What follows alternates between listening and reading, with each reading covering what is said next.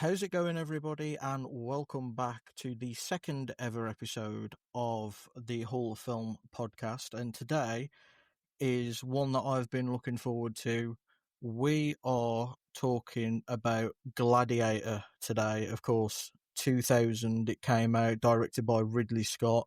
In my opinion, one of the best films of all time. And in my guest's opinion, probably the best film of all time. I am honoured today that my guest is CineKyle, one half of Cinemillennials. And Kyle, thank you so much for joining me, and tell us a bit about yourself and how you got into films and everything.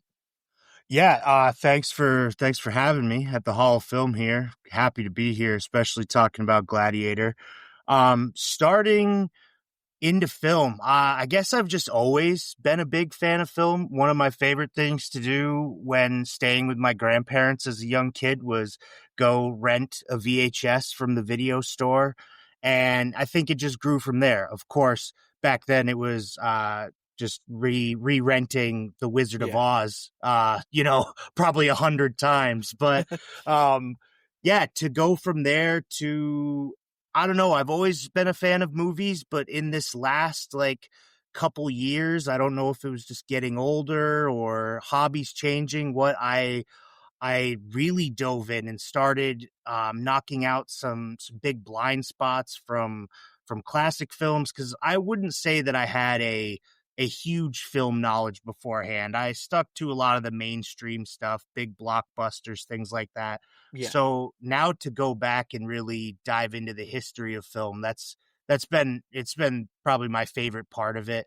Yeah, just it's an expansive, giant medium, and I'm having a lot of fun exploring it. So that's kind of how we got in. It just sort of happened. I don't know with Yeah. you starting up your podcast if that you noticed something similar where I never really planned on it, but then all of a sudden one day I'm just kind of sitting here talking about movies, you know? Yeah, yeah. That was kind of the same thing with me. Like, I was kind of a fan of film. I wouldn't say I was like massively into it, but I like yourself watch like some of the big blockbusters that come on like TV in the UK, and that was kind of it. And then it was around after COVID, I started going to the cinema with my friend, and I just kind of thought, you know what, I'm just going to kind of dive headfirst into watching more films. And then around the Oscars, 2 years ago, that's when I started like live tweeting through the Oscars, and then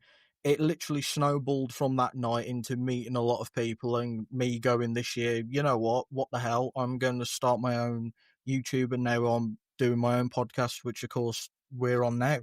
So it's also been an interesting journey to say the least.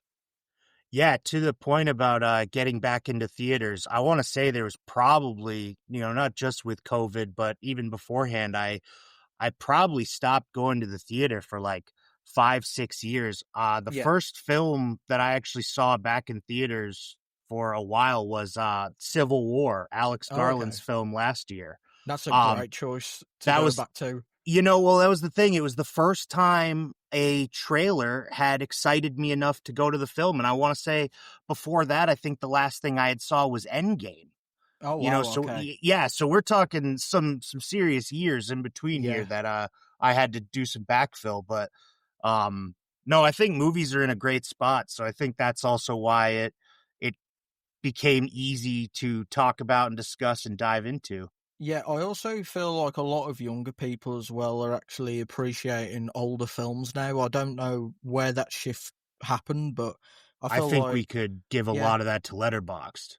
yeah, I do agree, because they've done such a great job with how they've marketed getting people to go, oh, you know what, I'm going to check out that because I don't know, like somebody I really like said that, like a non-acting celebrity went, oh, watch like It's a Wonderful Life, and then you do, and you're like, oh my god, this is Right. wonderful. So yeah, but of course, as I said in the intro, we're talking about Gladiator. Tell us why. I already kind of hit on it, but tell us why you chose Gladiator and what is your personal connection with it. So Gladiator is my favorite film of all time. It's easy top one, that has never swayed.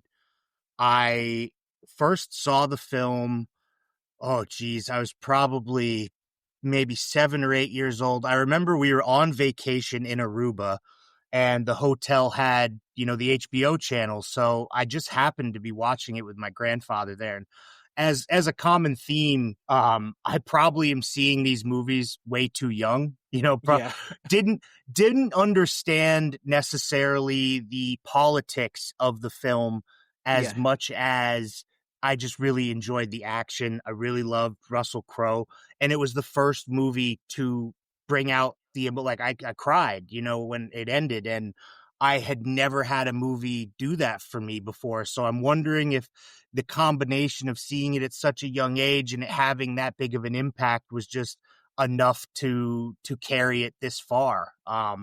Even revisiting, I just revisited it last night for this conversation, and I still am blown away with the scene, just from the opening to all of the action sequences, and now understanding and seeing the depth of the political struggle behind it. yeah. I really think it's the perfect film.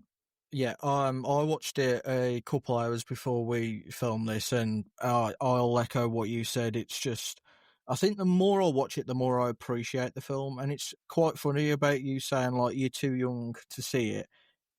This is where like the UK US cinema age rating differs massively. Like I've just checked in the States, it's rated R. Is it still Right. a rated? Yeah, yeah. Yes. Yeah. Over here, it's a rate for 15-year-olds and above. Okay. That is Yeah, interesting. That yeah. that that is funny. Yeah. It is funny, especially coming from a country that had the video nasties where we banned like Texas Chainsaw Massacre for like 40 years, and Right. yeah, like, and but then like with some of the scenes in this, I forgot until I was watching. I was like, oh, these get really gruesome at times, um, and like especially for a Ridley Scott film, I don't think you necessarily think, oh, this is going to be quite visceral and gory to watch. Right. Right. Yeah.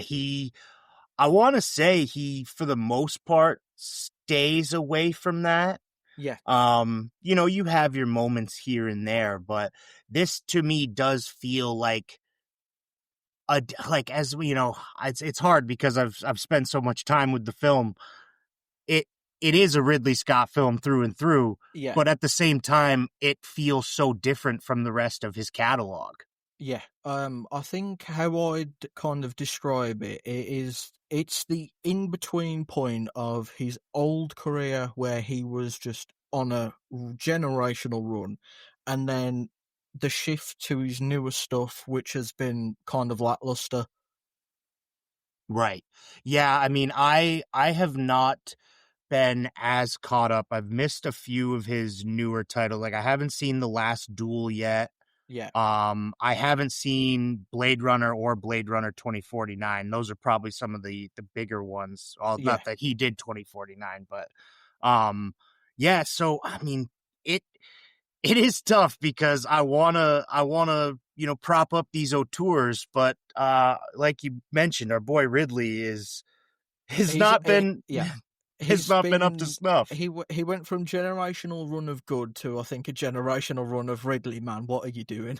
Right. Yeah, a lot of question marks for Yeah, sure, for like I sure. asked you to prepare a list, which we'll get onto after, which is like your top five Ridley Scott films. And Yep. looking through, I was quite shocked because one film I have on my personal list is from during this time period of what the hell are you doing, Ridley? Like I think he found one more moment of magic and then he lost it again.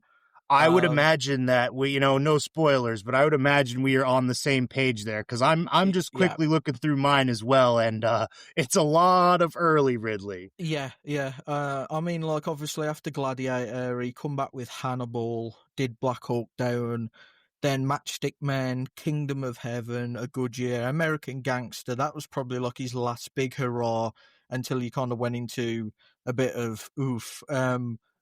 I think like this is one thing we'll get into after about Ridley, so I'll save it for that. But what do you think about Gladiator? has allowed it to kind of withstand the test of time so far. Of course, it's 25 years this year that it released, and I think it's still as loved and relevant as it was in 2000.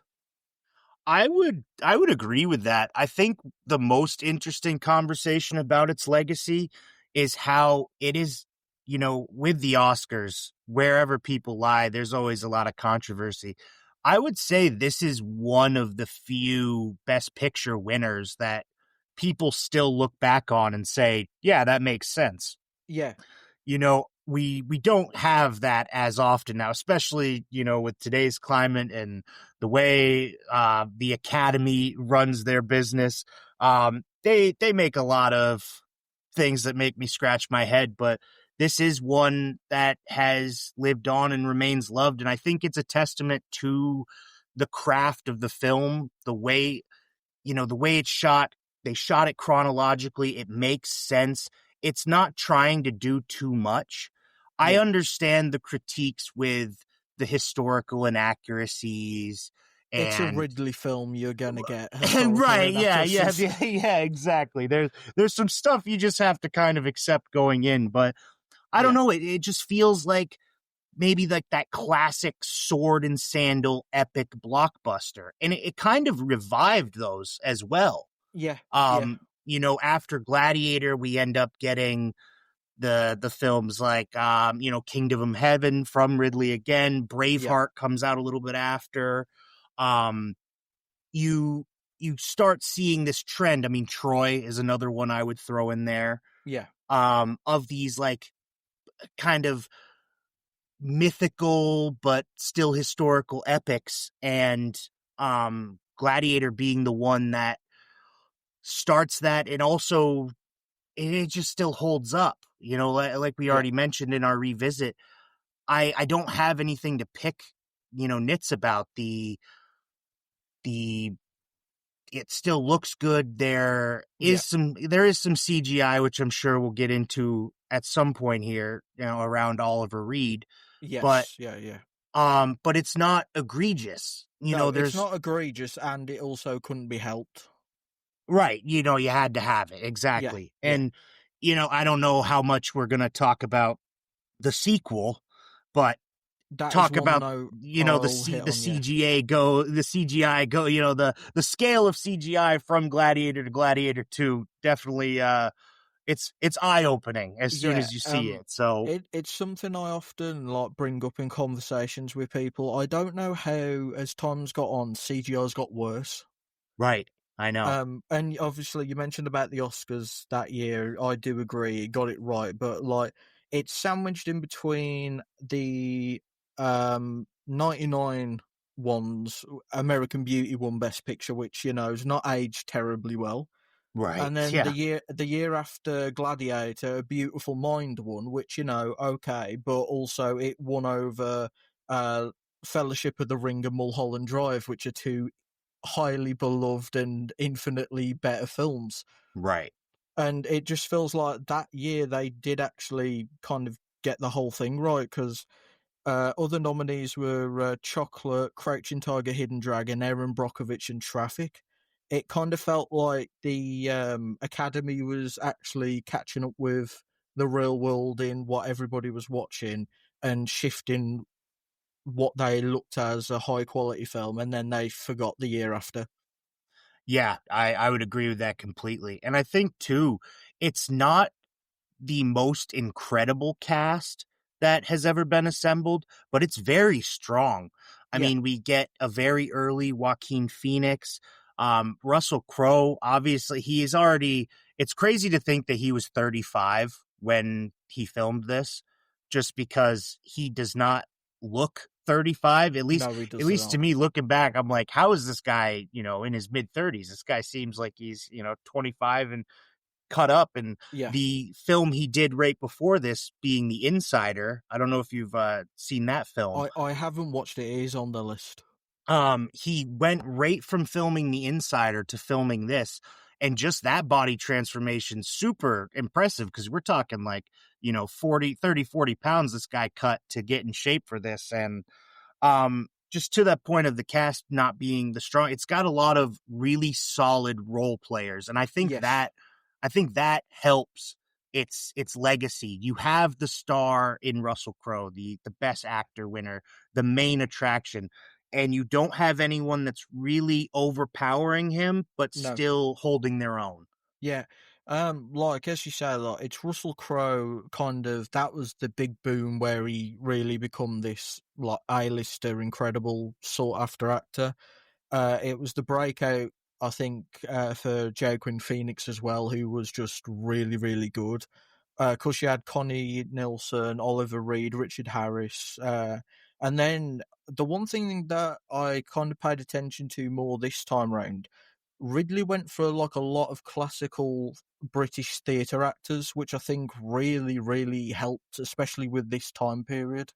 I would agree with that completely. It gives the film an authentic feel. You know, Yeah, despite the historical inaccuracies and everything that everyone wants to, pick at all the time, it does give that authenticity because they're just delivering these performances that make you feel like you're sitting in the Coliseum. yeah, and I think like a lot of, especially British theatre, like we tend to centre plays around that time period and even touching on ancient Rome. So I feel like he just kind of handpicked people that did that at one point or another in their life, and it really just benefits the whole experience, as you said. Yeah, yeah, I couldn't agree more. Um, I mean, as it's just, I think it's people downplay how influential this film was to the industry, because that's my next question. I mean, like, how do you think not only the industry with filmmakers, but also like in just films in general? Like, obviously, you touched on like the likes of Troy and other stuff, but I think the industry impact doesn't get mentioned enough. I would say, well, for one of the biggest ones, this is kind of Hans Zimmer before he becomes Hans Zimmer. Yeah, He had some stuff here and there. He had already done Thelma and Louise at this point. I believe The Lion King, yes, but yes. he hadn't become, the guy that's working with Christopher Nolan and making, the best film every time it's released, sort of thing, the Yeah, best film of that year. So, just on that effect on the industry, um, it put people in theaters, which that it's always hard to compare because comparing to the 2000s versus now, obviously with inflation, everything like that, you just don't have the public support like we used to. yeah, Um, so I think that was huge. I think it showed that you can make an epic film, like, you have your 2.5 hour runtime and still be exciting, still be a blockbuster, still have people want to seek it out. yeah, It's not a great comparison, but with One Battle After Another this year, with a lot of, and maybe fatigue's not the right word, but people from, just your casual moviegoer not necessarily wanting to check it out because of that runtime. I yes, think yeah, I think this was a film in Gladiator that, that 2.5 hour runtime, I don't know for you, it feels like the pacing is just on point. It feels like you I cook through agree. it. I agree. Um, so I would say that those influences on the industry today, also having the, birth of Joaquin Phoenix, what he is about to give to Hollywood after this is incredible with his work with PTA and obviously, when he becomes the Joker. Who would have thought that the little, arguably the most pathetic villain in history would Yeah, turn into what he would later become? yeah, it is a crazy transformation with Joker, and like he just all of a sudden this like uber talented generational actor just come out of nowhere, and it was like, oh wow, okay. Um, but like you said as well, putting people like in the cinema. I think the easiest way I could describe it is you get your modern blockbuster now that's like 2 hours or whatever, and say it's like an MCU film. Everyone goes to it, tells the friends, "Oh, you've got to watch it," and like how they did with Endgame, because that was 3 hours, and everybody went to that. Right. This was in 2000, like the Endgame of the 2000s. It was a longer film that just kind of attracted everybody from die-hard film fans to casual moviegoers, and especially for the time, that was not happening for long films. It was like if you were seeing like a 3 hour film, you were seeing an auteur at like work, and you were just it was only film nerds and people going. It wasn't film bros or all these casual people going to the cinema to see a film. Right, you didn't have the general public involved, Yeah. it's the very niche stuff. What Something I would draw attention to is the fact that this movie also became one that wasn't just success in the US. In the US and Canada, it only made about 187 million. The gross worldwide was 465 million at the box Yes. office on this. So it's not I mean, the US and Canada typically you see driving a lot of these big numbers. What was so interesting to me in the research is seeing the international effect that this film had, and I wonder how much of that is the Ridley effect. Yes, yeah, because obviously he was like one of the named directors, especially in 2000, because he'd had already this storied, incredible, impeccable career. And like one thing also looking, the release dates, I think this massively helped it because just looking, it premiered, I believe, somewhere in LA. It come out May 2000. It got the general release in America May 5th. And this is the interesting thing. It then got the UK release in May 12th. And I'm not sure if you know, but like it's quite a famous annoyance that the UK gets films that have already released in America about 3 months later. At times, it's like you have to wait, and this you didn't have to wait long, and I think that massively helped the box office. That I would have never guessed that. It's so interesting having the conversation with someone from the area just because it's never something I would have thought of. But to your point, that 1 week versus 3 months, you can still capture the hype that was happening. Yes. And that's so important in this game. Yeah, well, it's like the Iron Claw when that come out. It come out in the States, I think like the 22nd of December, and I remember it didn't come out in the UK until I think it was midway through February. Wow. So yeah, it's just a constant problem I have with the industry. Yeah, I don't blame you. That's got to be tough, especially being so active online now. Yeah. It's like you can see everybody talking about it, but not a chance to actually catch it yourself.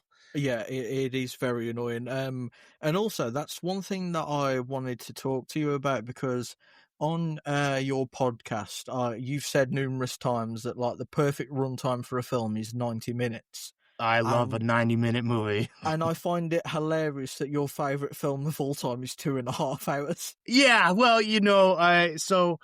uh yeah, I mean that's fair. That's fair criticism. The 90-minute runtime just for any film, I will stand by it. I'm going to constantly back the 90-minute film, but it's not the perfect runtime because a lot of, I think if you were to go through my 5-star films, a lot of them tend to be in that 2 to 2.5 hour. I mean, One Battle After Another, we already Yeah, mentioned that was another yeah, 5-star film for me. I think it's not so much the runtime as the pacing. And I just feel like these days, a lot of people run to that 2.5 hour runtime. But then by the end of the film, I'm sitting there feeling like we could have trimmed half hour, 45 minutes. yes, You yeah, know, I agree. if you're not using that time well, that's when you really start to lose me. So that's why a film like Gladiator, wow, just yeah, the 2.5 hour runtime doesn't even feel like it. And I actually watched this is crazy. It's being my favorite film. I never realized that there was like an extended edition. So when I popped in my new 4K last night and had the option to watch that with the intro by Ridley Scott, and then go into, it's only about 20 minutes of extended scenes, but even with that, we're looking at almost 3 hours, and it still felt like it ran through perfectly. Great pacing on it. So I'm glad you brought that up because I also didn't realize until today actually that there was an extended edition. So I need to check that out. it's honestly, the things they add, I thought were fine. Like it's an act, like I said, maybe 19-20 minutes added to the runtime, but it helps the story along. And not to get too far ahead of ourselves again talking about the sequel, but I think the extended edition makes the reveal in the sequel make more sense. Oh, okay, right, Yeah, if right, okay. there's more of that relationship fleshed out, which, and I also too, I don't know if I was noticing it because we have the sequel now, and I was kind of putting those connections together, and I was just watching it, through different eyes. But, yeah, the Maximus and Lucilla relationship gets played out a bit more in that extended edition, and I think it works for the film. Ah, okay, I'll have to definitely check that out then. Um, I mean, a pretty easy question for us because we both love the film. But how do you think it aged, and why do you think people voted it into the Hall of Film? Well, the first thing is because they didn't want to face the wrath of CineKyle if this film did not make it in the last vote. But no, in all seriousness, I think it's to the things we've talked about. Despite in its inaccuracies, it has good action. It's got a good subplot, like the political air around the back end of it. The sound design, honestly, not just including the Zimmer score, but the sound of like the breathing between swords Yeah, swinging and the swords scraping on metal, and you can, you hear the footsteps on the sand, and you could close your eyes and feel immersed in that. And I think these are all reasons that had to, it, how do you have the Hall of Film without a film like Gladiator, that I agree.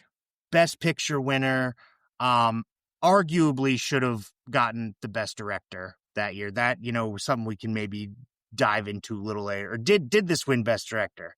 I don't believe it I did. was gonna say, I thought it got snubbed on director because I believe Russell Crowe felt unworthy for his best actor because he said that this was a director's film and Yes, thought, I was the about to Oscar say should have that. gone to Yeah, Ridley. yeah. He didn't win best director that year, Wow. Yeah, which is crazy. it is crazy. I mean, if he is gonna get it, this feels like the movie that it should have. Yeah, because it's the film the Academy kind of actually appreciated, I think, of his. Right. It's the one time that they, got on board with Ridley. So, Yeah. yeah. Well, just looking, it was Steven Soderbergh won for Traffic. Ugh. I mean, Yeah. I'm a The other, Soderbergh fan, like, but come on, what are we talking about yeah, here? the other nominees were Stephen Daldry for Billy Elliot, Ang Lee for Crouching Tiger, Hidden Dragon, Steven Soderbergh for Aaron Brockovich, and Ridley Oh, Scott for wow. Gladiator. Yeah, so Stephen got the double. Yeah, well, and like I said, I am a Soderbergh fan. I love how often he's putting movies out. I love guys that do the work, but I mean, Jesus, if we're talking Gladiator versus Aaron Brockovich or Traffic, I mean, Yeah. the decision seems pretty obvious to me, but maybe not the Academy. I guess Uh, that's uh, not why I'm an Academy voter. Aaron Brockovich and Traffic were also up for Best Picture, so he had a far superior chance to get a statuette for Best Picture, and he still didn't. Right. Yeah. Well, I'm glad the voters at the Hall of Film were able to right some wrongs of the Academy, maybe, because Yes. Gladiator belongs here. It's a timeless film too. I think this is one that part of the, to the conversation of how it's holding up. Just I get the same enjoyment from watching it now that I did 20 years ago. And I don't think because of the time period that it's covering, I don't think that's ever going to change. No, I think, no, I even in agree. another 20 years, you can pop this movie on and you're still going to have the same experience. Yeah, I agree. Have you ever been lucky enough to see it in the cinema? I have not, I unfortunately, no. I was lucky enough that this year they put it in. I think it was this year that they put it in my local Odeon, because obviously 25th anniversary, and Right. they put it in. And it's funny because my friend Charlie, he will often come up when talking about films, because he's one of the luckiest people ever. He had never actually seen Gladiator until we watched it that night in the cinema. Wow. He's also had the Oh, same experience with The Mummy, The Matrix, Jaws recently, and Heat. wow. Yes. I hope Charlie knows how good he's got it, man. Damn. He's on a generational run of cinema Hey, releases. yeah, no kidding. And the first thing I'm seeing in the theater is, Star Wars The Phantom Menace. So, like, I think that's aged better than the other ones. yeah, fair enough. Fair enough. Yeah. I mean, I think another thing that like, there's a lot of things that don't get talked about that are singled out because the whole film as a whole is appreciated, but the cinematography in this film, oh my goodness, it It is is excellent. it is incredible. The shot, when I think of Gladiator, people might think of, You're Not Entertained, or like him revealing himself to Commodus. I constantly think of that scene where he's walking through the field of wheat and his hands brushing it, and he's seeing his family in the distance. That Yeah. shot lives rent free in my head and will always live in my head. This is how I know this was a good decision to have this team up for this podcast, because that is exactly the shot that I think of in Gladiator.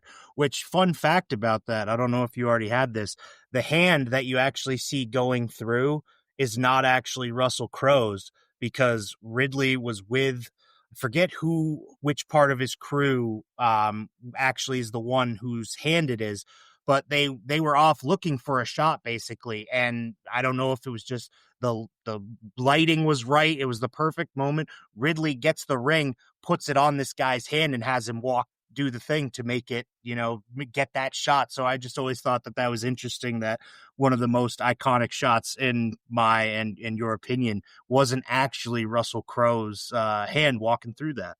Wow, I did not actually know that. That is incredible. It's just funny, these, little behind the scenes things with movies. And I would just love to have a chance to, like, think like a director, because, as much as I love films and everything, I don't think I would be very good at making one. Yeah, I know yeah. what I like, but I definitely don't know how to obtain that. So just imagining what that looks like. Ridley's just kind of out in the field mapping something out, and he's like, "Hey, yeah, actually get this camera rolling. Put your hand through that, run through that," and then now we're talking about, a Best Picture winning film. Yeah, I feel like another director who had that kind of instinct was David Lynch. I feel like Mm, like you see behind the scenes stuff with him, and a lot of it's improvisation. Where you're like, I wouldn't even think of that if you give me 20 years. Like, right. um, yeah, I just think, like, I mean, one other question. It's a question I always have written down and ask people, and it often feels kind of like a silly one. But like, has this ever impacted? Well, has this film impacted your life or career in any way? Like, has it ever, like, at some point changed something for you? You know, Probably it's hard to say no to a question like that when the film is as important as it is to me, because I think for a while I compared as soon as it became my favorite, and even to this, I compare every film to it. Yeah, But as far as life and career, I have never pursued a career as a Roman general or a No, no. Gladiator. So, I'm sure you'd make a very good one. yeah, thank you. Yeah, I appreciate that. I'd be a good body. That's for sure. I don't know how successful I'd be, but Well, um, if Benver keeps doing hot takes and annoying you, you will turn into a Roman gladiator on him. So, yeah, fair enough, fair enough. But no, I don't know. Outside of just kind of how it shaped my taste in film, I would say that it probably has a huge influence there. And also, to bring up Joaquin again, this was the first film I had ever seen him in, and because of how young I was, not understanding a ton of stuff, I actually really disliked Joaquin Phoenix for many years, purely because of how much I hated Commodus in this that film. that's how you know he did his job. Exactly. Yes. No, great. It was a great performance, but it was one of those guys. If I saw him, I always thought of him as Commodus and not Yeah, as the actor Joaquin yeah. Phoenix. I So, think when it comes to films for that question, I always think the way it would impact my life is like when I meet somebody like you, who it's also one of your favorite films. Like it can make people grow closer just by the pure discussion of the film. yeah. Like one film that's done that for me a lot of times is Heat.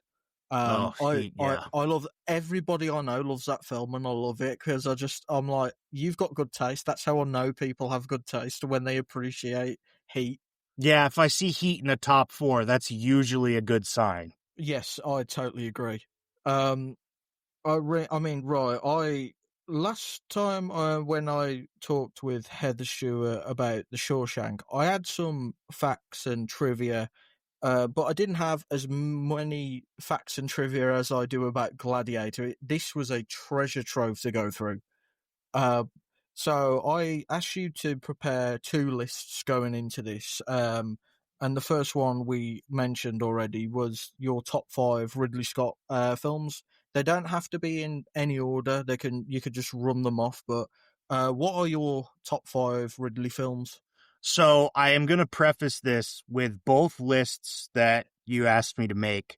I Gladiator would be one on Right, both of them. right. But for the sake of talking about some other stuff, I am excluding Gladiator from these five. Oh, okay. So just because Gladiator is it's my favorite film of all time. So just for the sake of having more movies to talk about, so the other five Ridley Scott films I would do would be five American Gangster, four Thelma and Louise, three The Martian, two Black Hawk Down, and one Alien. Yeah, that is a great list. Um, I mean, why? I mean, it's not. It's You don't have to say why is Alien one because that's Right. pretty self-explanatory. But um, what is it about like Ridley films? Do you think that just like captivate you, or like what always stands out in his filmmaking? Oh, I think he does a really good job of capturing his lead. From Gladiator with Russell Crowe as Maximus, Sigourney Weaver as Ripley in Alien, Josh Hartnett in Black Hawk Down. Even though you could say that that's more of an ensemble with how many big names are actually in that movie, I think he does a great job of focusing on the lead and letting them kind of move the movie along. Yeah, I would say more so than, especially like I'm looking at this top five list. Every example outside of Thelma and Louise and American Gangster, a little bit more of a co situation right. in both of those. But even with The Martian, Matt Damon, I think the way he captures not just their performance, but their embodiment of what they're putting out in the film. And I think it, for some reason, like I just Ridley always feels very raw. Yeah, We didn't talk about it too much, but with Gladiator, there were a ton of reshoots and rewrites. Some of that were due to outstanding circumstances that no one could have foreseen coming, but a lot of it, there was a lot of back and forth between Crow and the writers, about the script and things like that. So the the fact that there is all those stories surrounding it, it still has that raw feel, like you're pulling it right out of the dirt. Yeah. That's what I relate to most with Ridley. Yeah, I think you've nailed that. On my top five, I mean, Gladiator is on there, of course. Alien as well. Blade Runner. The Martian. That was the film I was mentioning. I Where had a feeling, yeah. in that run of what the hell are you doing? He pulls out that, and I'm still confused how. And then Thelma and Louise.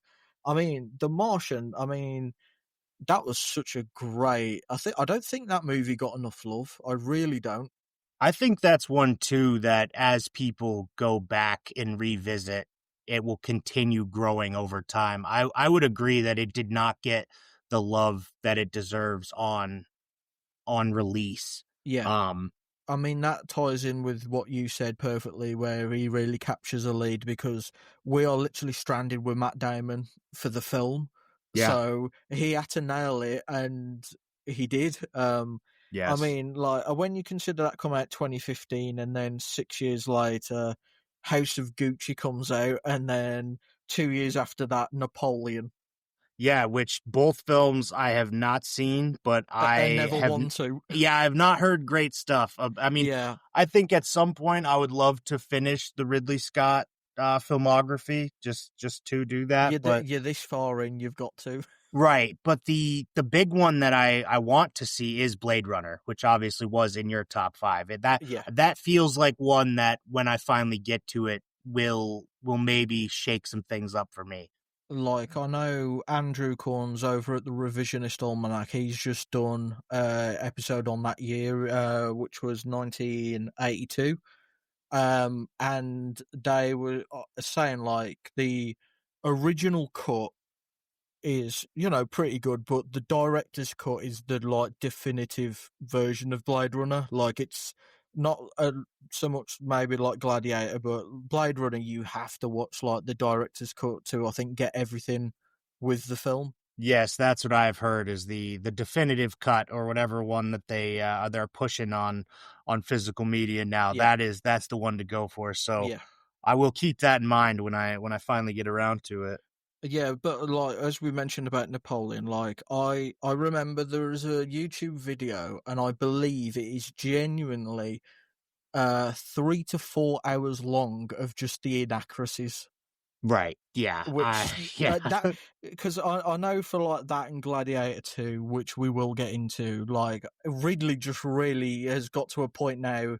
I don't know whether it's old age or he's give up, but he's like, to hell with all any accuracy. I'm just making up what I want. Well, it's such an interesting thing because I'm just, pawing through his filmography here to see kind of what went wrong. How you start your career with Alien and Blade Runner back to Yeah, back. yeah, You got a few years stretch. I know Legend works for some people. I haven't seen the film, more of a dark fantasy. Thelma and Louise obviously comes back to form in 91. Then he's got another stretch up until Gladiator. Like, I've heard some okay stuff about White Squall, but G.I. Jane, you're not is moved by anyone? GI Jane. Yeah, no, I love Demi Moore, but I don't know if that one's for me. So it's really interesting because I think we have this idea of Ridley that he's this, because he's an iconic director. He's one of the greats. But then you really dive into the weeds of it, and he taps into the Russell Crowe uh, of it after Gladiator 3 more times on a stretch of American Gangster, Body of Lies, and Robin Hood. Yeah, Now, American Gangster, really good. Body of Lies, okay. Robin Hood, not good. That was probably one of the biggest disappointments I've had in the theater. I was yeah, very excited for that movie. I was like, here we are. Russell Crowe, Ridley, coming back, and I just don't know that it worked as well. yeah. Where do you land on like the Prometheus and Covenant out of Um, Alien? What are your feelings on those? Well, this is kind of a thing actually I was hoping we would get into. Like, Ridley for me is constantly the also, by the way, Ridley Scott's still not in the Hall of Film, so whether people aren't moved by his Wow. recent stuff more so and they focus on that, I'm not sure. But um, for the longest time now, he is the guy I mention when I'm talking about like directors are at a point now where they can carry on being great and return it, or they're going to turn into a Ridley and kind of be a shadow of the former selves as a filmmaker. Right. And I hate that he's the example for it because he's done some of my favorite films. Right. But like, I feel like he got to a point, and as I say, I don't know what went on in his mind, why he's got to this point, but I feel like he's just going back to the well now and trying to get hits out of things that he's already kind of bled dry. Whether it's in the Alien franchise, of course, multiple directors have contributed to bleeding that dry, but um, like even him tapping back, and it's kind of like, why waste another film of yours on going back to the thing you already nailed to, you know, the Prometheus and Covenant, like, I know it works for some and it doesn't for other, but like Alien works for everyone. Right. Same thing with Gladiator. Like Gladiator works for everyone. Me myself, I was not a fan of Gladiator 2. I was really, really disappointed. Um, and I think that was for like a kind of multiple reasons, really. I mean, as you mentioned, the CGI. Oh boy, that CGI dog or whatever that Yeah, was. whatever What they're supposed I to be, the I still, monkeys. yeah, Yeah. I still don't know what it's meant to be because it is some hellhound from hell. Yeah. It's it's CGI straight out of the Scorpion King. Like it is, That's a it's great not good. call. Yeah. Yeah. No. I would say to the point of like to wrap up sort of the Ridley conversation, I think what's happened recently is I don't know if it's he doesn't, trust the writing or the editing, whatever's going on, but it seems like his vision, like he's just taking way too big of swings. Yes. Like I think like I enjoyed Prometheus. I really did not like Covenant. Covenant got too crazy. Prometheus though, despite its downfalls, I thought there was something there. Like There's an idea there. he almost had it. It was almost like he just got a little bit too ambitious. And I don't know if his best work comes when someone is maybe reining him in or if he's just consulting, because like Romulus, I really loved Alien Romulus, but Yes, I how, didn't think that was too bad. Yeah. how much of that is, Fede Alvarez versus Ridley? I Yeah. know Ridley was an executive producer, but how much of his hands are on it, sort of thing. So I just, yeah, I think he's one of those guys that's got great vision, but maybe doesn't excel in seeing that vision through.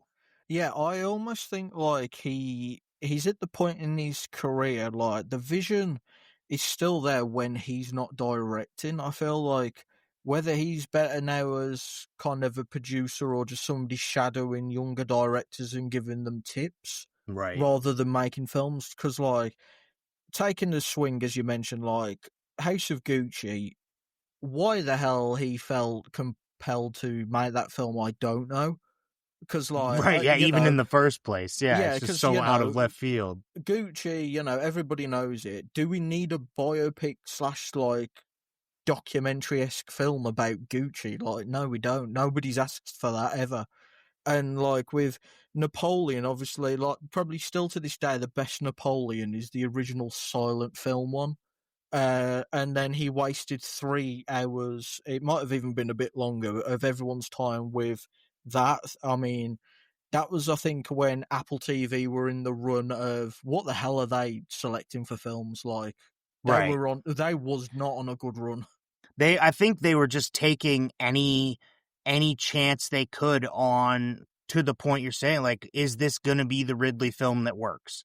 Yes. Because it seems like we get a good one every 5 or 6 films. So is this the one? And I think Yeah. it just, I know it's got some fans, but I haven't seen it myself, so I can't really give too much insight. But I do know that it was not received as well as they were hoping. I think Yeah. the way they were building it up was that this was going to be Ridley's return to form. Yeah, Napoleon well, was going to be this sprawling great epic, and I it's also sad because it wasted a Joaquin performance, and he's like become a guy now who's not working every year. He's doing like he's selecting his roles, so the right. fact he wasted one on that's a bit disappointing. And like looking here, the runtime is 157 minutes, and then Ridley's cut is 205 minutes. Woof. Yeah, that's a lot of So Napoleon. Ridley decided, oh, I've got another 50 minutes. Don't worry, guys. Yeah, hey guys, I'll take it from here. Don't It's like, worry. Yeah. Ridley, can you take 50 off to make it 100 minutes? Yeah. How about the 90-minute Yeah, Napoleon? I'll, yeah, I'll stick around for that. that would work better.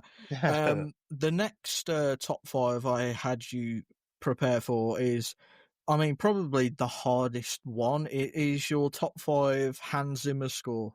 This was very tough. I spent quite a lot of time at work this week, to the pleasure of all my coworkers playing Hans Zimmer scores over the speaker there. I bet that's Um, a wave of emotion. Honestly, it's not so bad for us, in my specific department, because we were used to it. But the people that walk by, so many people just walk by. I had one guy come over and he's just like, "What? What's going on over here?" I was like, "Oh, it's Interstellar. You get it. like." But to that point, I will reiterate Gladiator. Despite the controversy, I don't know if you saw this. There's some controversy around Hans Zimmer potentially maybe plagiarizing some sound or stealing some stuff with this Yes, score. So yes, all of that aside, I still love the Gladiator score. The music of especially the ending scene where yes, he's fallen over, the doors are about to open in Elysium, and that music cuts in. That's instant tears for me every time. yes. So I do love the score. I understand the stuff surrounding it, but I still do Yeah. love it. I But also feel like there's some moments as well where I'm like, hang on, is this Pirates of the Caribbean score? yeah, you do catch some elements of it, which is interesting that, he would go back. So it makes me wonder how much of Hans was doing some double dipping here, Yeah, but I think he took some liberties to say the least. I would say so. But for the other five that I would mention here, um, and maybe I cheated a little bit, but The Dark Knight I have at 5. Then at 4, I have the combo of Dead Man's Chest and At World's End Right. for Pirates of the Caribbean, just because I prefer the songs in Dead Man's Chest, but I think the score as a whole works much better in At World's End. It feels like a much more fluid, complete piece, Yeah. whereas Dead Man's Chest, I am picking out the favorites. The next one, number 3, would be The Last Samurai. Number 2, The Lion King. And I know that was also I felt weird putting that one in because the Zimmer aspect of it, and he is listed as the composer, and it's one of his only 2 Oscars, which maybe we'll talk about that a little more. But that is just Yeah, crazy that that is. in this run of Hans Zimmer scores, the 2 that won an Oscar are The Lion King and Dune Part 1.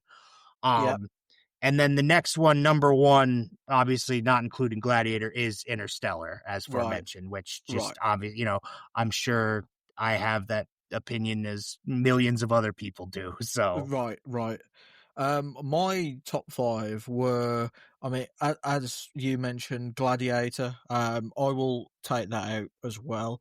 I also had The Lion King. Because I mean, the Hans Zimmer bits are great, regardless of like how you can tell it's got his hands on it. You know what I mean? right. I also have The Dark Knight, which I mean, incredible. And then my others, I have Dune 1 and 2 because Interesting. Yeah.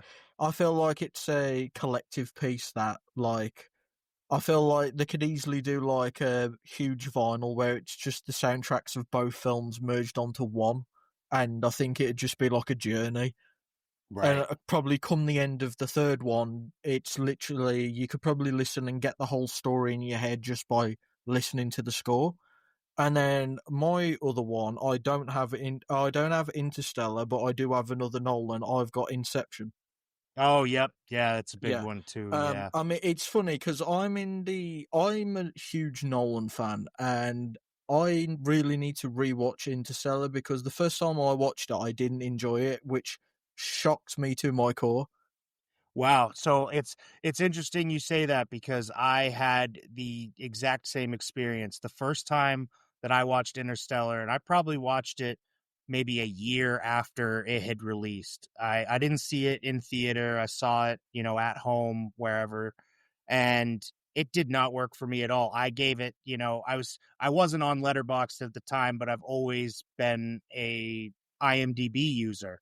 Right, So I want to say my first watch of it, I had it at like a 6 or a 7, right, and then revisited in the last couple years and was just like, what was I thinking? What, right. Okay, yeah. yeah, it changed for me completely. It Yeah, is a masterpiece. I need to rewatch it because, as I say, like I love all of Nolan's films, and I think he doesn't have one single bad one. And it's funny that on like my Nolan list of on Letterboxd of ranked Nolan films, Interstellar's last somehow. Like, Hey, I mean, it happens, yeah, that's yeah, especially when you say like Nolan, he's got such, I mean, to the opposite of Scott, Ridley Scott, we've got just about every film Nolan makes is incredible. He and doesn't miss. not only that, he made a 3 hour biopic about a guy who made an atomic bomb, and everybody went to see it. Yeah, Oh, yeah. the power of Nolan. That is, That that's going to be in the film history books. That's something that should be studied, is how yeah. he was able to pull that off. Well, it's like that and Martin Scorsese's Killers of the Flower Moon. I think in my opinion, I consider them classics already. That's going to be like two things that are taught in film class of like, right, let's just appreciate how the hell they made this a thing. Yeah, I actually, Killers of the Flower Moon is another big blind spot for me, which is crazy Watch it, because man. I love Martin Scorsese and Leonardo DiCaprio. So, Well, um, that's the thing. Like Marty just pulls out all the stops, and it's like an old Marty all over again. It's incredible. which I didn't think of it until bringing it up now, but oof, maybe it's a hot take and people are gonna really hate me saying this, but do we have some more similarities between Martin Scorsese and Ridley Scott than initially maybe thought? Because I think there's more there than people want to admit there are. especially just, this late stage Scorsese, I'm not saying that he hasn't made good films, but It's not flawless. It's not it flawless. certainly isn't. I mean, depending on what your mileage may vary on The Irishman, you Yeah. know, but we're also looking at this era of Scorsese where he's kind of just like a director for hire from these streamers, Killers of the Yes. Flower Moon Yeah. straight to Apple, The Irishman straight to Netflix. Yeah. I think they both did have a limited theatrical run, but even still, it's just maybe like you said, maybe there are a few more similarities than people are willing to admit. Yes, I think there are. And like going back onto Hans Zimmer, and you mentioned, of course, he's only got 2 Oscar wins. Out of 12 nominations, Yeah, which, The Rain Man, The Lion King, which he won for, The Preacher's Wife, As Good as It Gets, The Prince of Egypt, The Thin Red Line, Gladiator, Sherlock Holmes, Inception, Interstellar, Dunkirk, and then one for Dune. It is it's also hilarious that he didn't get nominated for Dune Part 2. I thought that was interesting as well because my personal opinion is that Dune 2 is the more complete film. I agree. I think Dune is great, for what it is, setting up the story and whatnot, but Dune 2 is the complete film. So if anything was going to get the nomination, I would have assumed that. But Yeah. talking about last year's Oscars with original score, how Challengers wasn't even on the Oh, list. We're talking, yeah. who knows, I don't need to start my Wicked spiel here, Last year in the Oscars, there was because I that was the first year I kind of really paid attention and took it seriously, and I live streamed the Oscars until like 4 a.m. And come the end of it, I was just so annoyed because there was films where I was like, "This is what should have won Best Actor. This is what should have won Best Film," and there weren't even nominations. Like I was just like, "Okay, Yeah. just yeah."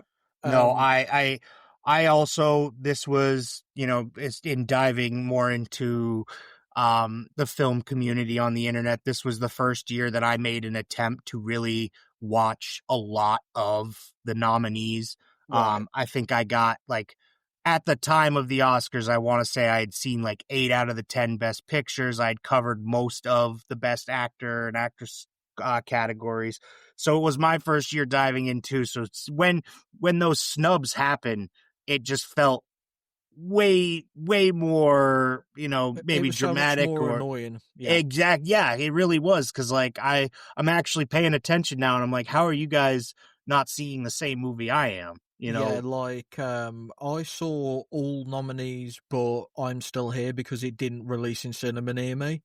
And that was the only one I missed out. But I was like the whole way before nominations, I was like, Sing Sing is my film of the year. Like this is gonna be nominated, and then it wasn't even nominated. I was like, okay, then like Right.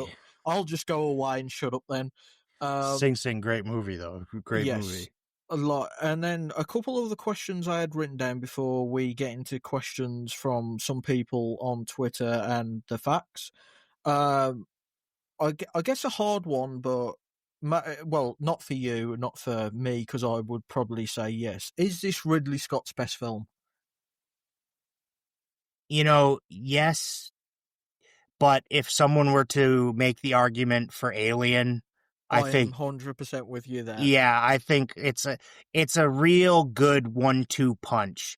And obviously this is coming from the perspective of I haven't seen Blade Runner. I'm sure that one would also probably be thrown Yes. around a little Yeah. bit. Um, I I believe Gladiator is, not to take anything away from Alien. They are both full 5-star films for me. Um, just Gladiator I think lines up more with my taste, and Yes. Yeah. um it's just I think they're perfect films in for opposite reasons. Alien, I love the simplicity of it. Yeah. You're in the claustrophobic spaceship, you're being hunted by this apex predator where there's not a lot of places to hide, but you don't know where he is. And Yes. Gladiator is this massive, Epic. epic Yeah. scale. Yeah, so I would say it is, in my opinion, but if someone wanted to make the argument for Alien, I think that those can coexist. Yeah. Like I was lucky enough not that long ago to see Alien in the cinema, and like that first moment when they go on the abandoned spaceship, I didn't realize the sheer scale of that film until you see it on the big screen. Like everything got so much bigger. Right. But in that essence, it also got more claustrophobic when you're just being hunted in hallways. Right. Yeah, exactly. I mean, another question, which this is an interesting one. In your opinion, is this Russell Crowe's best performance of his career? Oof. I mean, Yeah, I'm gonna try and think of this objectively and not just like a fanboy of Gladiator, but oh man, probably. Uh yes, I mentioned The Insider earlier. That is another very good performance. And him going back and forth with Pacino, and that yes. is, pretty great.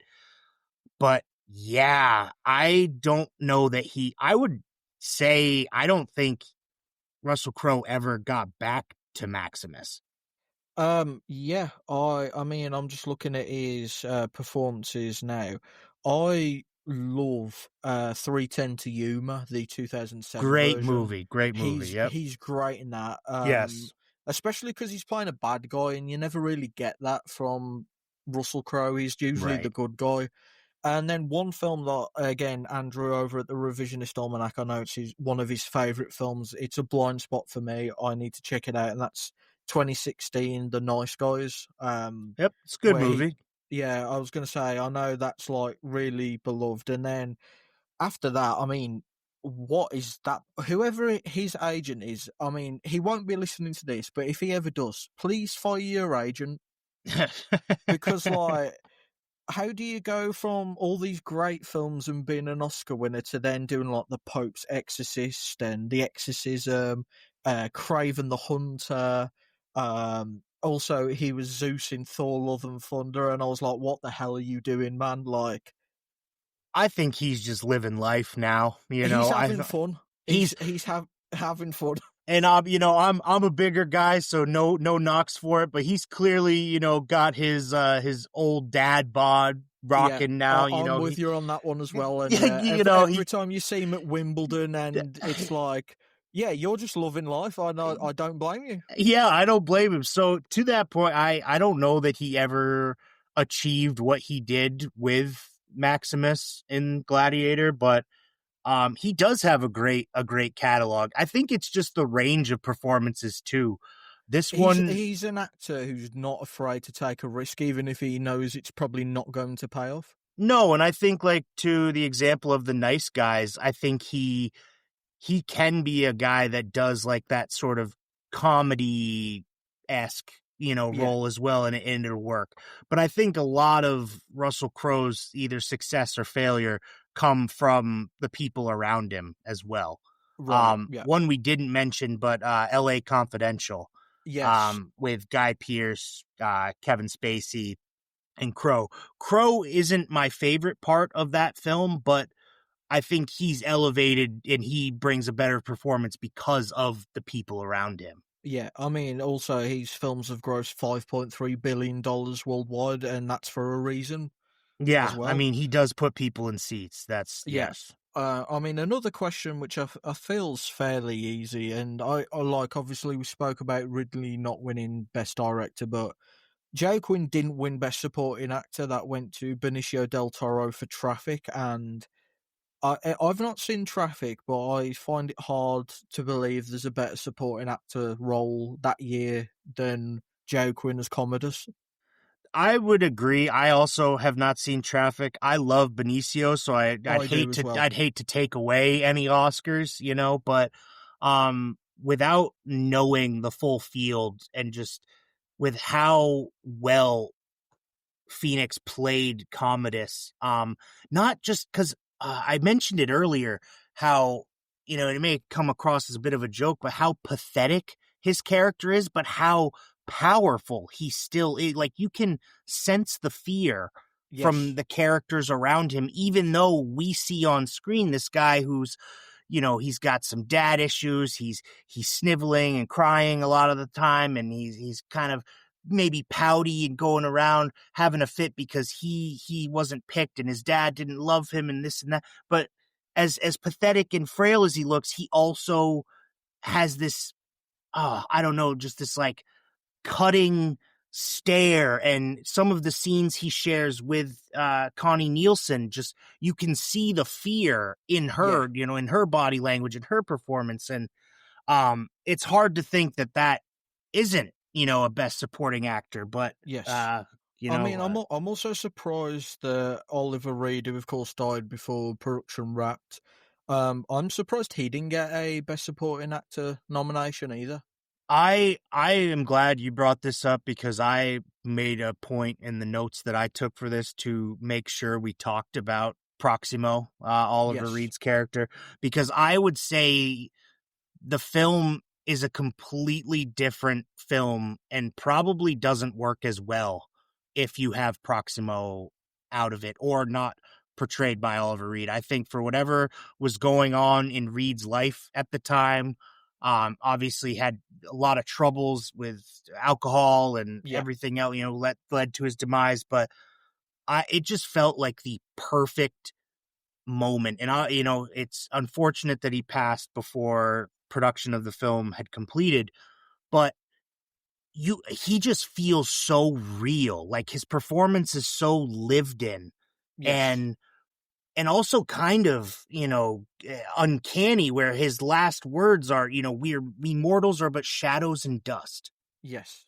And, that's the last thing you see on screen, and that's the last thing we have of Oliver Reed. And I don't know, I think if you to the point of him potentially getting a nomination, I am in the camp that I want to make sure that the person getting the nomination actually is in the film enough.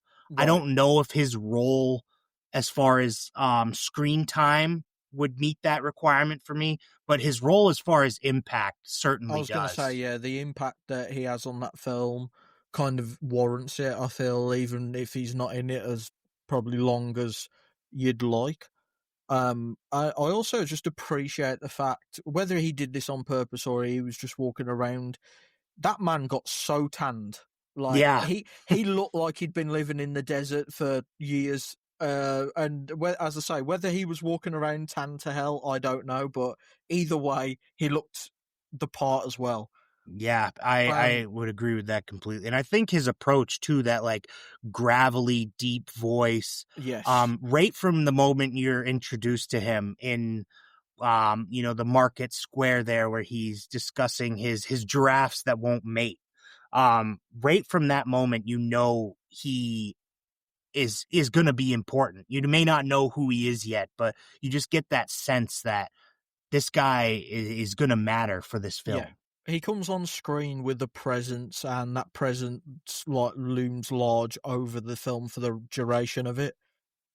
And I think it's an interesting dynamic because as much as he feels like a mentor to Maximus, you also sense maybe a bit of rivalry because Yes, he was the gladiator that bought his freedom. And a scene that I love rewatching is the moment where he's pulled Maximus into his room and he's telling him about the time that he got his freedom from Marcus Aurelius, and Maximus laughs saying, "Oh, you knew Marcus Aurelius?" He says, "No, I didn't know him. I said he touched me on the shoulder once." And it's yeah, just so interesting to see that dynamic when earlier in the movie we know Maximus's relationship with Marcus Aurelius, which is like that father son bond, to so that now see him talking about this father figure with a man who didn't really know him but just was touched on the shoulder once. I just think that that whole dynamic between the two of them is beautiful, and the way, I don't know if it was written that way or if it just sort of happened, but I really love that dynamic of the film. yeah. I totally agree. Before obviously we filmed this about a week ago, I put out a question on my Twitter asking if anybody would have any questions for us. And we got two. We got one from the Scary podcast, and he asked, "Do we remember what you felt like after the film and what stood out, and why ultimately has it triumphed over all these years?" Of course, we touched a bit on why we think it's lasted so long, but do you remember what you felt like after watching the film and what stood out, like the first time, or Oh, maybe on a I rewatch, it was had a big impact? I was devastated. I was devastated the first time. Why? Like I said, I was relatively young, and I had never had a movie bring me to tears like that. And I don't know if it was just how much I was invested in the Maximus character. I wanted to see, even though now I can appreciate, his ending was exactly what he wanted. The whole film, all he's trying to do, the whole film, all he's trying to do is go home, Yeah, and he finally gets that. So now I can see that and appreciate the beauty of it. But as a small child who didn't maybe understand some of the bigger themes at play here, I was so distraught that he had died. yeah. um I was devastated. That really ruined a young CineKyle. Yeah, I'm with you on that. Like the first time, it's just like there's few films that kind of leave me sat there just taking it all in for a bit after watching a film, and Gladiator was one of those films. Like I think from beginning to end, there's the like how impactful it is emotionally to the viewer. I don't think gets stated enough because people go, "Oh, it's just a action gladiator film," and it's really got these underlying bits of just pure sadness, and just it leaves you absolutely gut punched at the end. Yeah, yes, I would agree completely. And to the point of um some of the moments, even though it is more of an action one, I thought of it and I thought of it too late. I recorded a bit for Saving Private Ryan for the revisionist almanac. Um and in that, one of the questions was, is the opening of Saving Private Ryan like the most anxiety inducing, scene that we've seen in, Yeah. opening to a film? And I've agreed, of course, but I hadn't even thought of it until, a few weeks after recording, that the beginning of Gladiator, although not as anxiety inducing as that D-Day drop in Saving Private Ryan, it's it's quite good. Yes. And I don't know if this was one of the trivia bits you had, but they actually burn that forest Yes. down, which is Yes. incredible. The fact that that is real pyrotechnics going on, just wow, hands up for Ridley Scott there, pulling Yeah. that one off. He found out that this forest was going to be deforested, and he was like, "Oh, actually, can I burn it down for this Yeah, do film you I'm mind shooting?" if I do that? Yeah. And they went, "Yeah, yeah, sure." Yeah. The other person who sent in the question was our good friend Jack, and he also mentions about Oliver Reed, and he says he's such a badass in this. What do we think of his last performance, which we, of course, touched on, but he also asked about his chemistry with Russell Crowe because it's quite interesting because off screen, Russell Crowe become really, really close friends with Richard Harris, and of course, unfortunately, Richard Harris passed away 2 years after Gladiator come out. But Oliver Reed took an instant disliking to Russell Crowe, and even apparently at one point he challenged Crowe to a fight on set. He just for whatever reason did not like him, and yet their chemistry is incredible. Yeah, to the point we were saying earlier with that dynamic. Yeah, I would have never guessed that they hated. Well, that it seems like the hate maybe was just going one direction. I Yeah, don't know if Crow reciprocated that, but it you would have never been able to tell from their dynamic, because also, to the point I was making with, there's the mentorship and rivalry, but it's also got a bit of, almost a father son yes, relationship when you get that final scene of him handing him the keys through the bars and saying, you've won your freedom, go. yeah. It almost feels like him releasing him into, like, hey, I've done my work to get you where you are, and now go. And I also feel like some of Reed's hatred actually comes through, but not in a way where it's portrayed as hatred, more so like jealousy of, as you said, like he was the gladiator that got his freedom, and now he's seen like another one do the same thing, except like he's getting even more love and admiration for that rather than probably what he did at the time.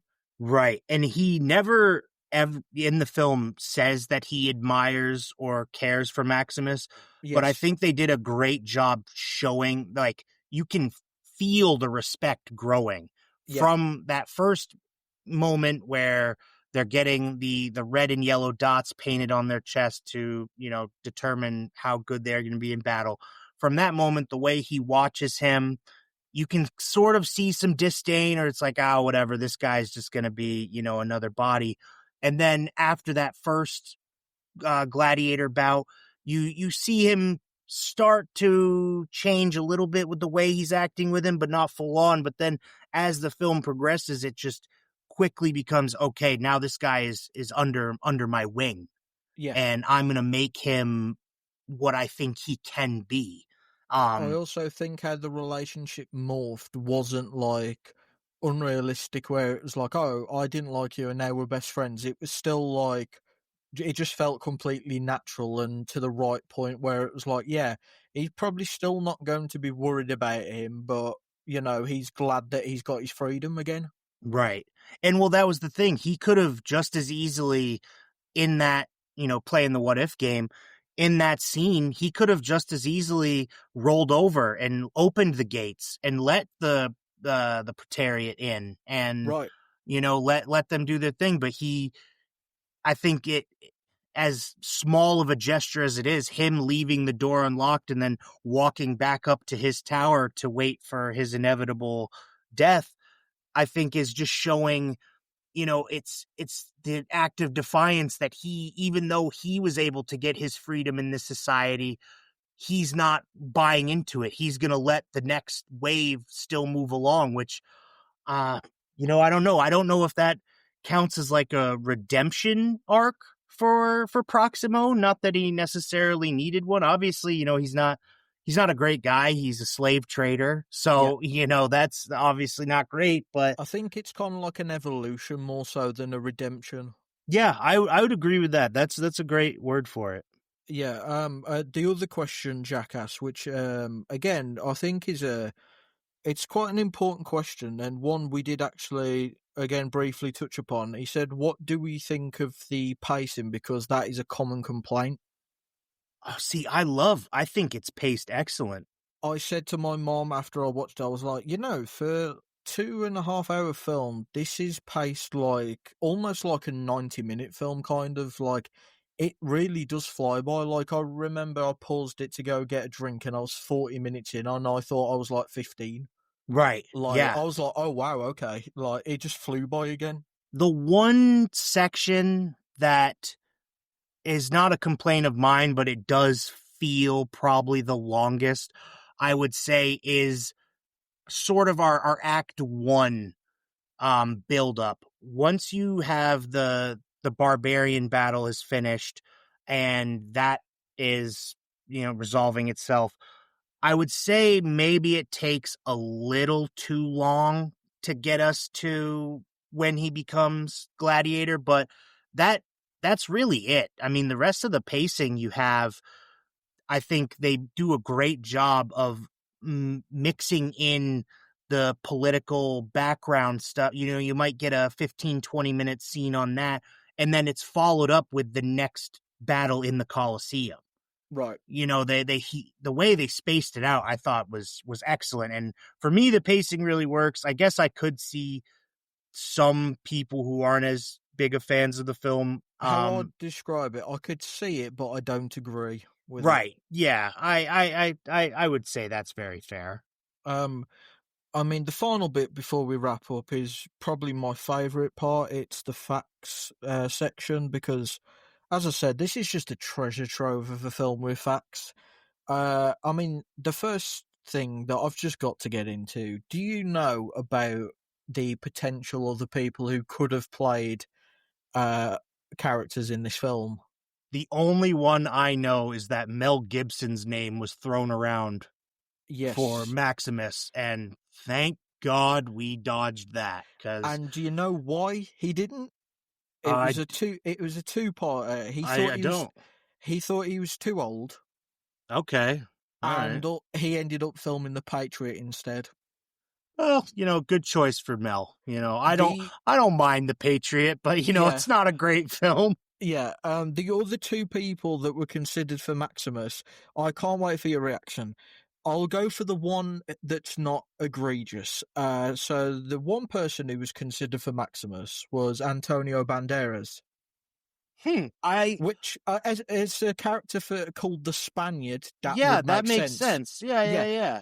in my head, I see him in the armor and everything, and it fits. It doesn't seem like too far fetched. Like he fits kind of what I would imagine the character would look like. Right. The other person that was considered was he's back again. If you listen to the first podcast, he was also a potential cast in that. It is Mr. Tom Cruise.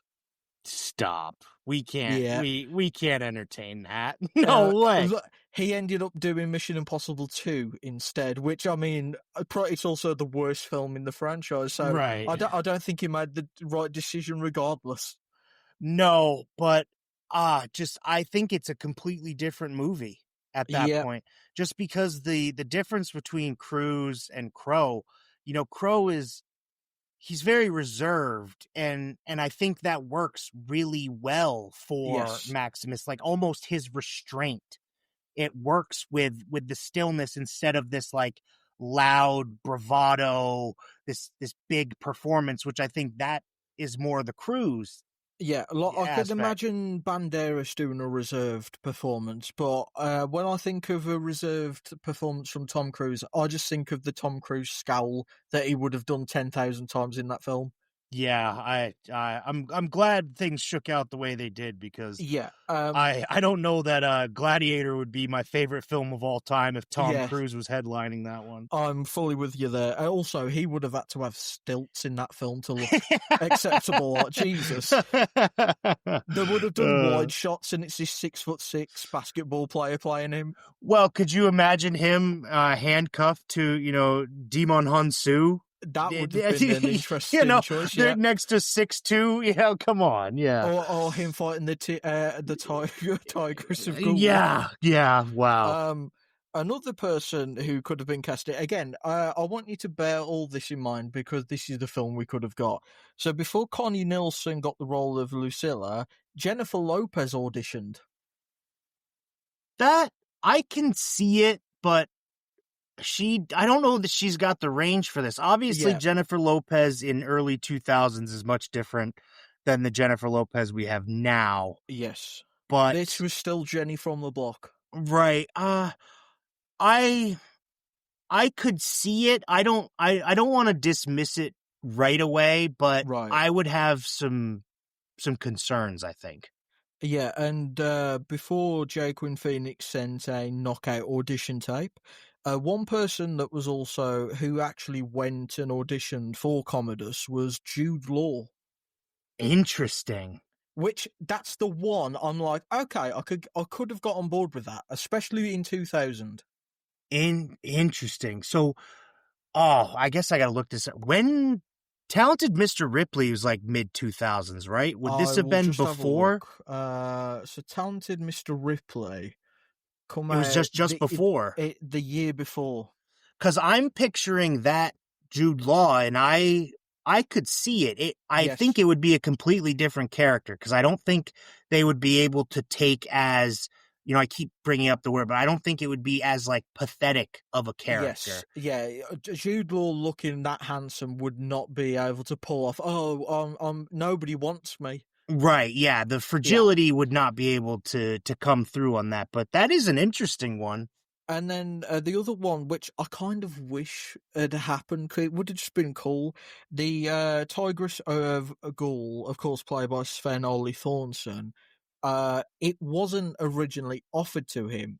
It was offered to Lou Ferrigno, of course, who was the first and original Incredible Hulk.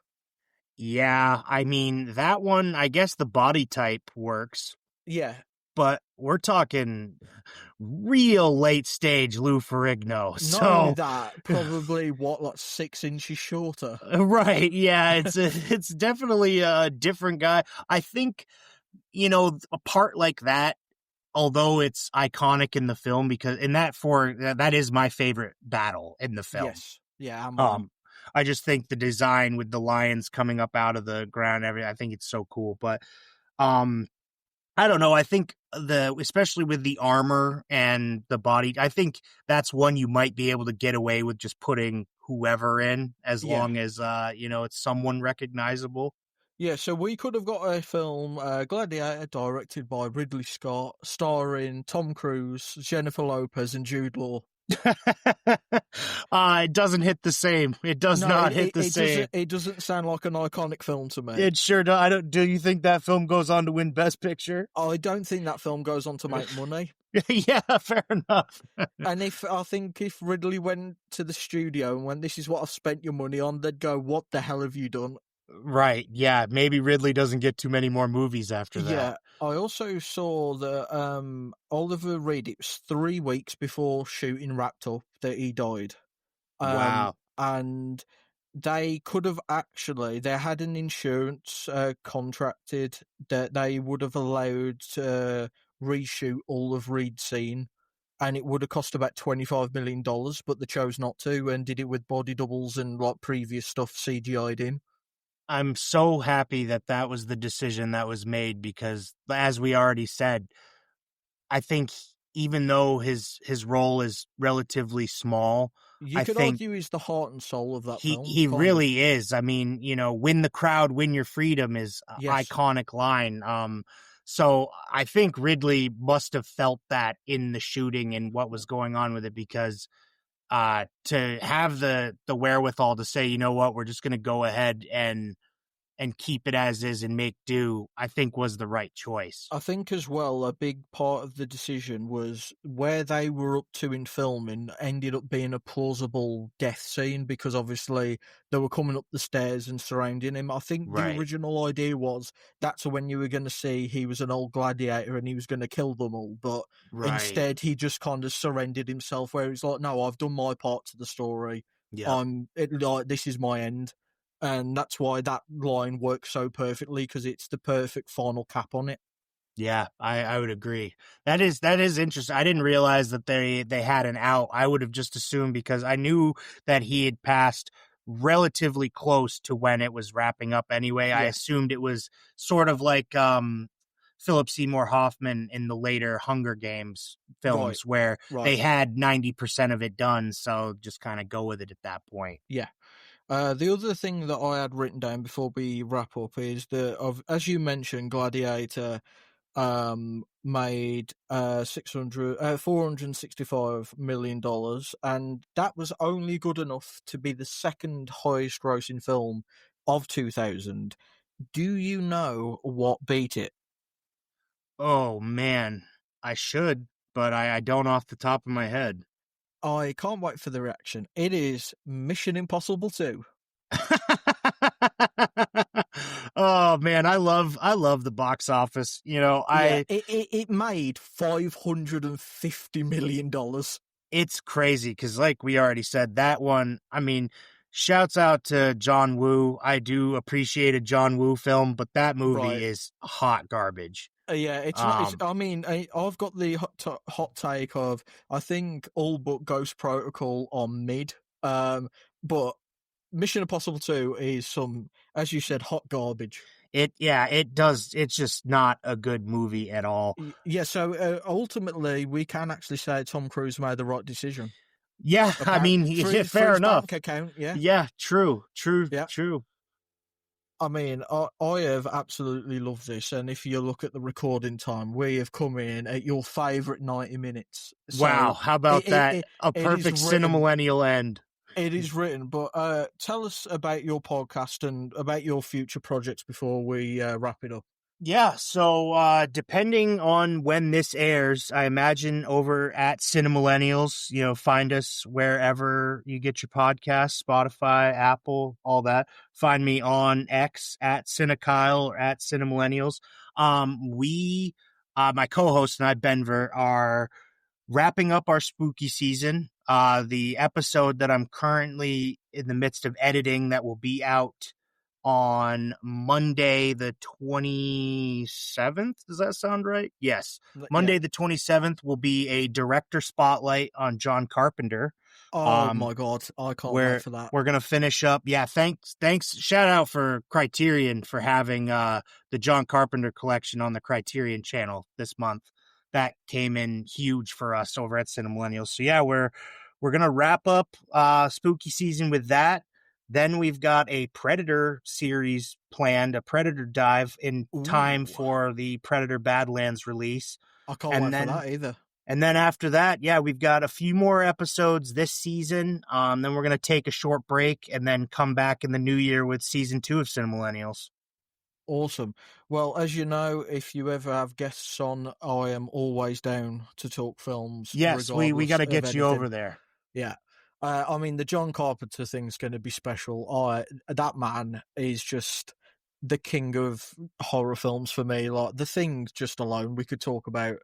Um, but yeah, again, thank you so much, Kyle, for joining me, and to everybody listening. I hope you enjoyed us talking about Gladiator. I'm not sure as to what next will be the next episode and who I'll have on, but as you know, where all to find me all over on X. That's when I'll update everybody of what's next and who's next. And yeah, make sure if you're listening on YouTube, you like, comment, share, subscribe, and if you're listening to this on Spotify or wherever else, rate the show and give it a follow. And thank you all for watching, and I will catch you all in the next one.